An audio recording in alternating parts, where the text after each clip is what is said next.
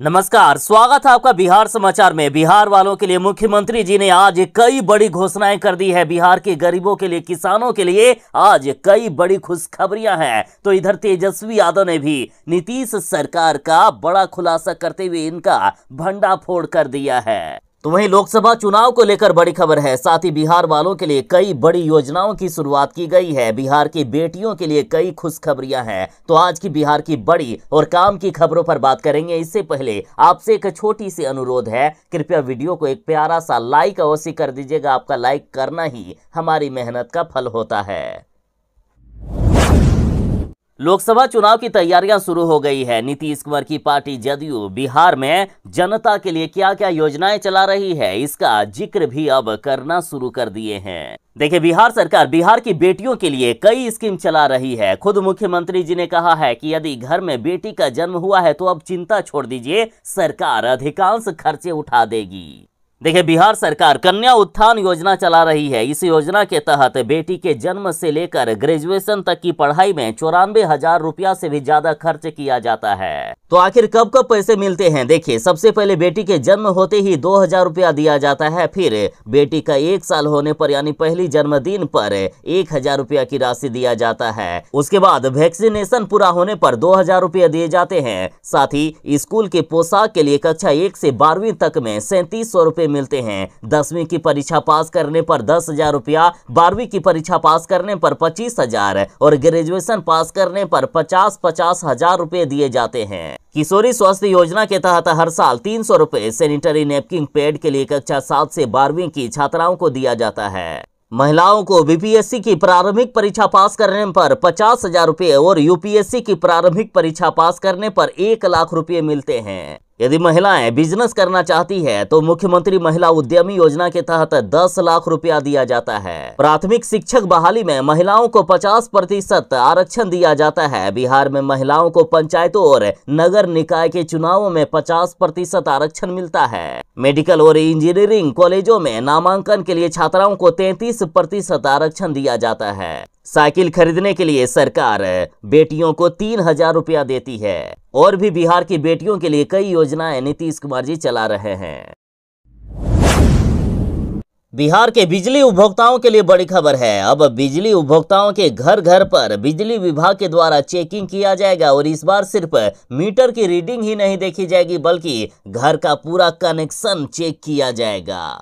देखिए, बिहार से बिजली विभाग ने पहले ही ये घोषणा कर दी थी और इसी सप्ताह से ये अभियान चालू भी कर दिया गया है।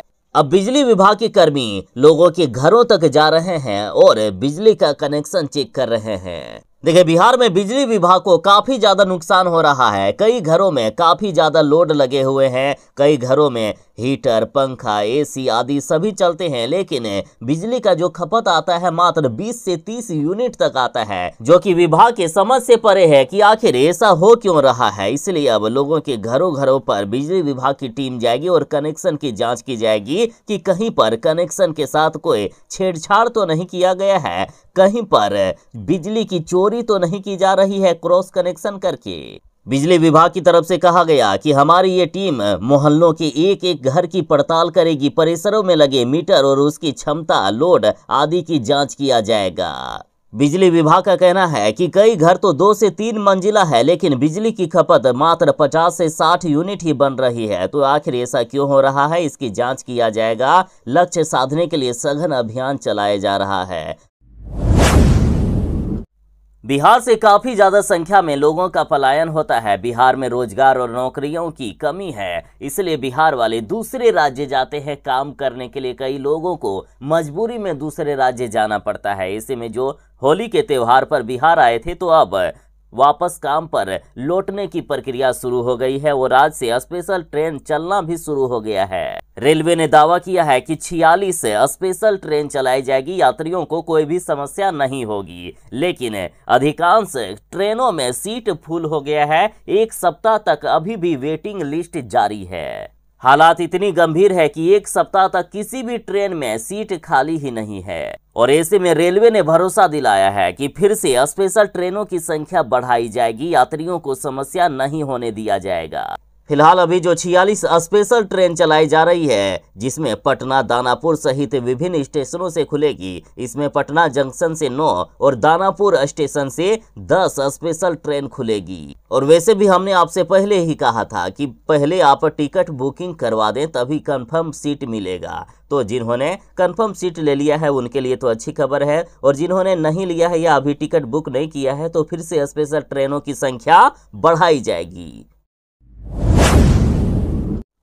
मुख्यमंत्री नीतीश कुमार जी बिहार वालों के लिए कई योजनाएं लेकर आए हैं। बिहार के गरीबों के लिए, किसानों के लिए कई योजनाओं की शुरुआत की गई है। साथ ही मुख्यमंत्री आवास योजना को लेकर बड़ी खबर है। लोकसभा चुनाव को देखते हुए अब बिहार के हर एक लोगों को आवास दिया जा रहा है। हमने आपसे पहले भी कहा था कि अभी चुनाव का समय है, अभी जिनके पास घर नहीं है, जमीन नहीं है, आवेदन कर रहे हैं, ज्यादा से ज्यादा लोगों का आवेदन स्वीकार किया जाएगा। और देखिए बड़ी खबर आ गई कि मुख्यमंत्री आवास योजना के तहत 70% आवास स्वीकृत कर चुकी है सरकार। साथ ही बिहार के हर एक भूमिहीनों को जमीन दिया जा रहा है। प्रदेश के भूमिहीन महादलित परिवारों को आवास के लिए 4 डिसमिल जमीन दे रही है सरकार। तो वहीं हर घर नल का जल योजना के तहत मुख्यमंत्री ग्रामीण पेयजल निश्चय योजना का कमाल देखिए, 2 करोड़ से भी ज्यादा घरों में पहुंच गया है स्वच्छ जल। साथ ही मुख्यमंत्री जी ने घोषणा की है कि बिहार के सरकारी स्कूलों में अब लैब की व्यवस्था और भी शानदार होगी। विद्यालयों में प्रायोगिक की व्यवस्था होगी और भी शानदार। इसके लिए स्कूलों में मॉडल विज्ञान लैब तैयार किए जा रहे हैं। मुख्यमंत्री जी बोले कि बिहार में बन रहा है देश का दूसरा सबसे बड़ा हड्डी अस्पताल।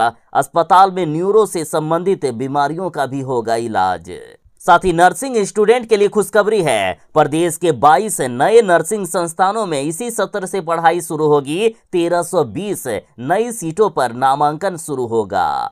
महिलाओं के लिए मुख्यमंत्री जी ने बड़ी घोषणा कर दी है कि बिहार में सभी सरकारी नौकरियों में महिलाओं को 35% आरक्षण दिया जा रहा है। साथ ही प्राथमिक शिक्षक नियोजन में महिलाओं को 50% आरक्षण दिया जा रहा है। बिहार में इलेक्ट्रिक वाहनों के उपयोग को बढ़ावा दिया जा रहा है। इलेक्ट्रिक चार्जिंग स्टेशन लगाने पर अनुदान दे रही है सरकार। तो जो अपने जमीन पर इलेक्ट्रिक चार्जिंग स्टेशन लगवाना चाहते हैं, आवेदन करें, आपके आवेदन को स्वीकार किया जाएगा और अनुदान भी देगी सरकार, यानी सरकार पैसे भी देगी इलेक्ट्रिक चार्जिंग स्टेशन लगाने के लिए। महागठबंधन में लोकसभा चुनाव के लिए सीटों का बंटवारा हो गया है। लालू यादव ने कांग्रेस के लिए काफी मुश्किलें बढ़ा दी है। लालू यादव ने कांग्रेस के कन्हैया कुमार और पप्पू यादव को एक ही झटके में साइड कर दिया।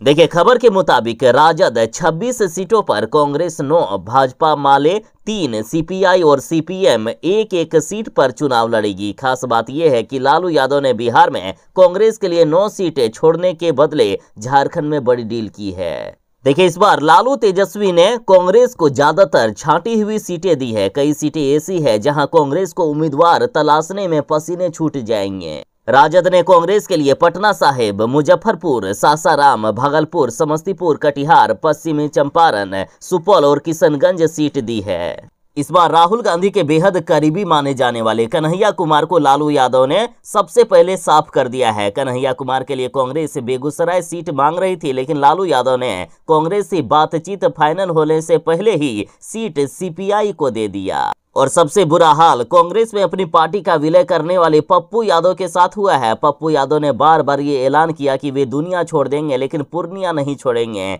लेकिन लालू यादव ने पूर्णिया की सीट दूसरे नेता को दे दी। जदयू से राजद में आए बीमा भारती पूर्णिया से चुनाव लड़ रही है।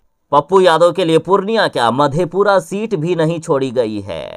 वैसे राजद ने कांग्रेस के लिए सुपौल की सीट छोड़ी है। सुपौल वह सीट है जहां पप्पू यादव की पत्नी रंजीता रंजन कई दफे सांसद रह चुकी है, लेकिन इस बार सूत्र बता रहे हैं कि लालू यादव ने कांग्रेस को साफ निर्देश दिया है कि वह इस सीट से अति पिछड़ा वर्ग का उम्मीदवार खड़ा करे। ऐसे में कांग्रेस के लिए उम्मीदवार तलाशना अब मुश्किल हो गया है।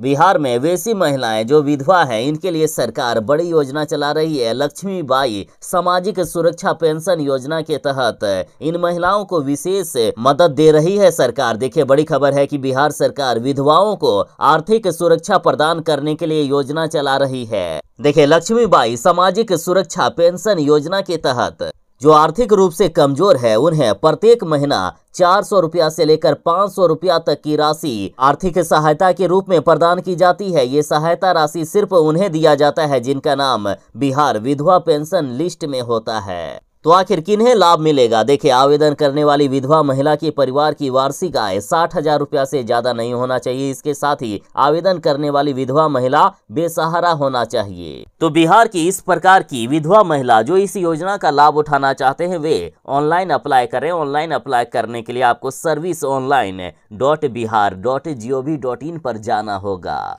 आवेदन करने के लिए आपको आवासीय प्रमाण पत्र, आय प्रमाण पत्र, आधार कार्ड, बैंक पासबुक, आयु प्रमाण पत्र, पति का मृत्यु प्रमाण पत्र और अपना मोबाइल नंबर देना होगा।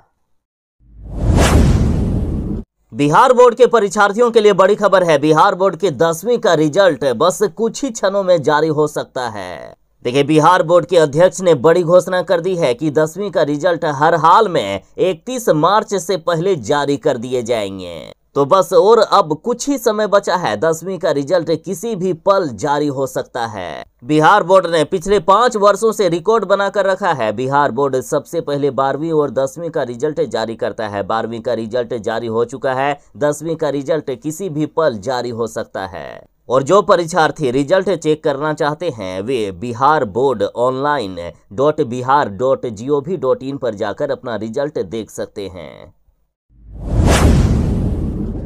बिहार वालों के लिए जरूरी सूचना। बिहार में प्रधानाध्यापक और प्रधान शिक्षकों के 40,247 पदों पर आवेदन लिया जा रहा है। आवेदन करने की लास्ट डेट 2 अप्रैल 2024 तक है। तो जिन्होंने अभी तक आवेदन नहीं किया है जल्द से जल्द आवेदन कर दें। आवेदन करने के लिए आधिकारिक वेबसाइट bpsc.bih.nic.in पर जाना होगा। आवेदन की प्रक्रिया 11 मार्च से ही शुरू है। 2 अप्रैल 2024 तक लास्ट डेट है। अब रही बात की कौन आवेदन कर सकता है, तो देखिए, जिन शिक्षकों के पास सरकारी प्रारंभिक विद्यालयों में कम से कम 8 सालों तक पढ़ाने का अनुभव है वैसे शिक्षक इसके लिए आवेदन कर सकते हैं। बिहार में लोकसभा चुनाव को लेकर पूर्णिया की सीट पर भारी बवाल हो रहा है। पूर्णिया की सीट पर पप्पू यादव अड़ गए हैं और कहा कि आत्महत्या करना मंजूर है लेकिन पूर्णिया की सीट छोड़ना मंजूर नहीं है। देखिए, पप्पू यादव जी कांग्रेस में इसलिए शामिल हो गए, महागठबंधन में ये इसलिए शामिल हो गए ताकि ये पूर्णिया की सीट से चुनाव लड़ सके। लेकिन लालू यादव जी पप्पू यादव को पूर्णिया की सीट नहीं दे रहे हैं। जदयू से राजद में आई रुपोली विधायक बीमा भारती को पूर्णिया से टिकट दे दिया गया है। और इधर पप्पू यादव ने एक बार फिर से कह दिया है कि मुझे आत्महत्या करना मंजूर है लेकिन पूर्णिया की सीट छोड़ना मंजूर नहीं है। पप्पू यादव ने कहा कि राजद सुप्रीमो लालू प्रसाद यादव को मैं पिता के रूप में देखता हूं, तो क्या मैं लालू यादव जी का पुत्र नहीं हूं? क्या मैं पूर्णिया का बेटा नहीं हूं? क्या आप मुझे हमारी मां से अलग कर देंगे? मुझे जीना, खेलना, संघर्ष करना और लड़ना इसी भूमि ने सिखाया है, अतः मैं पूर्णिया की सीट नहीं छोड़ूंगा। तेजस्वी यादव की बेटी रोहिणी आचार्य, जिन्होंने अपने पिता के इलाज के लिए अपनी एक किडनी तक अपने पिता को दे दी। रोहिणी आचार्य की इस काम के लिए सिर्फ बिहार ही नहीं बल्कि पूरे देश भर की महिलाओं ने गर्व महसूस किया। उस बेटी का अपमान करते हुए बिहार के उप मुख्यमंत्री सम्राट चौधरी ने कहा कि लालू यादव ऐसे हैं जिन्होंने टिकट देने के लिए अपनी बेटी से एक किडनी पहले ले ली। तो महिलाओं के इस कदर अपमान करने पर पूरा बिहार अब सम्राट चौधरी के खिलाफ आ गया है। तो इधर तेजस्वी यादव ने कहा कि हर नए कार्य की शुरुआत बेटी वंदना के साथ करें। तेजस्वी यादव ने कहा कि मैं ईश्वर से प्रार्थना करता हूं कि उप मुख्यमंत्री और उनकी पार्टी को मातृशक्ति का सम्मान करने की सद्बुद्धि आए। मैं समस्त कार्यकर्ताओं और बिहार वासियों से भी आग्रह करता हूं कि वो बेटी वंदना के साथ अपने हर कार्य की शुरुआत करें। बिहार की पहचान भाजपा नहीं है। बिहार ओछे बयान देने वालों की धरती नहीं है। बिहार माता सीता की जन्मस्थली है। बिहार बेटियों का, माताओं का, महिलाओं का सम्मान करने वाली की पावन धरा है। बीजेपी ने बिहार में एक भी महिला को लोकसभा चुनाव में उम्मीदवार नहीं बनाकर महिला विरोधी होने का परिचय दे दिया है। तेजस्वी बोले कि हमने पहले भी कहा था कि महिला आरक्षण बिल बस इनका एक ढकोसला है। तेजस्वी यादव ने अपने सभी कार्यकर्ताओं और बिहार की जनता से कहा है कि कोई भी कार्य की शुरुआत करें तो बेटी वंदना के साथ करें। बिहार के उप मुख्यमंत्री सम्राट चौधरी ने एक बार फिर से लालू परिवार पर हमला बोला और कहा कि बड़ा बेटा पानी ढोया, दूसरा हरे राम हरे कृष्ण करते रहता। सम्राट चौधरी ने कहा कि बिहार में 80 और 20 की लड़ाई है। एक तरफ 80% लोग एनडीए के साथ हैं और दूसरी तरफ लालू प्रसाद यादव के साथ मात्र 20% लोग हैं।